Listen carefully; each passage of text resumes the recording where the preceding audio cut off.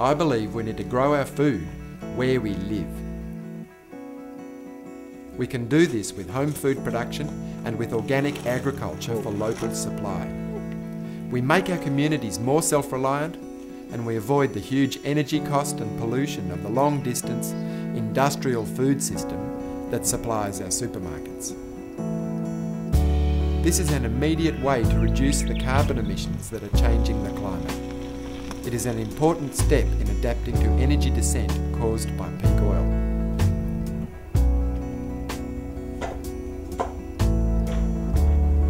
We need to make better use of current sunlight energy, solar power. Trees and other plants are our fundamental solar converters.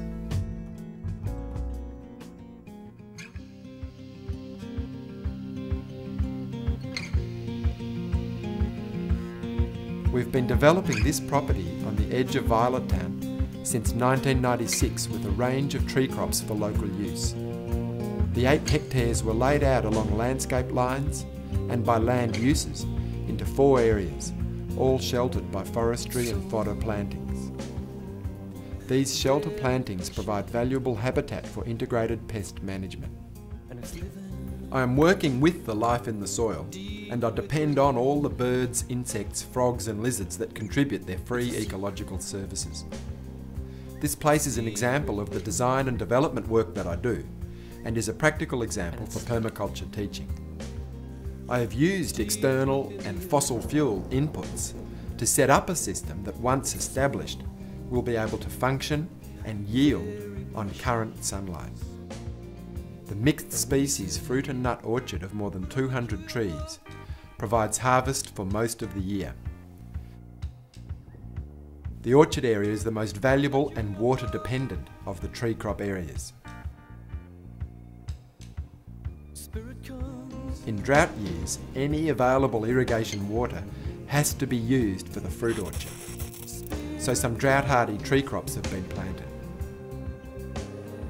We press the fruit from the olive grove for olive oil and process some for table olives. These trees appreciate receiving irrigation water when it is available, but will survive and give a crop without irrigation. When water is short, the low irrigation tree crop area is the first that I stop irrigating. The first pine nuts from the stone pine are only a few years away. Australian native bunya pines are an ancient food crop which have handled the recent dry years very well. I recreated a seasonal wetland on the floodplain. It is now a wooded grassland, providing late season pasture, high quality saw logs and biodiverse habitat. Floodwater is held in our Turkey Nest Dam and is used to irrigate the orchards and vegetable garden. Being immediately downstream of the town, this property is ideally placed to capture town stormwater runoff and use that water to grow food for the community. For me, this property is home for my family and a big part of our food supply. At present, as well as the fruit, nuts, olive oil and vegetables, we milk dairy goats, have eggs and meat from the chickens that range in the orchard, and collect honey from our bees. This property was designed for closer settlement. It will become a permaculture community subdivision, part of our small rural community. Within the orchard areas are spaces that have been kept free for future home sites. The existing farm building serves as the farm centre, providing a large space for gatherings, food processing and guest accommodation. A lot of the necessary water infrastructure is already in place for the future home sites.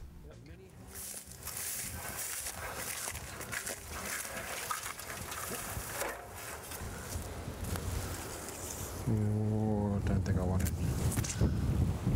Since this farm has a number of integrated systems, they help each other, so the summer pruned foliage goes straight to goat feed and the goats love it. They love the diversity of feed, and I get a better yield. I get a second yield out of my fruit trees.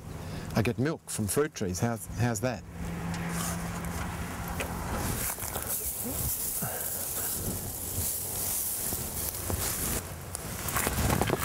What is laid out here is the skeleton, the groundwork for what can become a highly productive integration of living space with agriculture.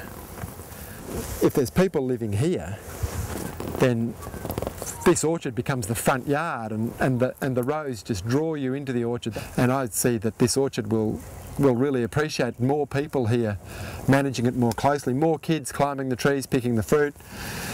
There's space within the orchard for a lot more trees. Maybe people will keep more goats, maybe there'll be no mowing. We'll have a scaled up small commercial goat dairy running here, doing all of the mowing and turning all of the grass into a resource for milk. The beekeeping can be scaled up. Free-range chickens could be scaled up to small commercial. As the olive grove matures, it's becoming small commercial. There could be 2,500 litres of olive oil a year coming out of the olive grove. And this is not all just for me, you know, I'm happy to share this head start with other people that want to come and live here. I love it when the kids are playing and picking fruit, and they bring their friends over and the friends walk around and have a bit of fruit here, a bit of fruit there, and they say, oh, this is paradise, this place. And when I hear that, I think, well, good on you, kid, that's a good attitude. I'm glad you're enjoying it. I'm glad they're not pestering me to take them to the movies or something for an ice cream. Which they do.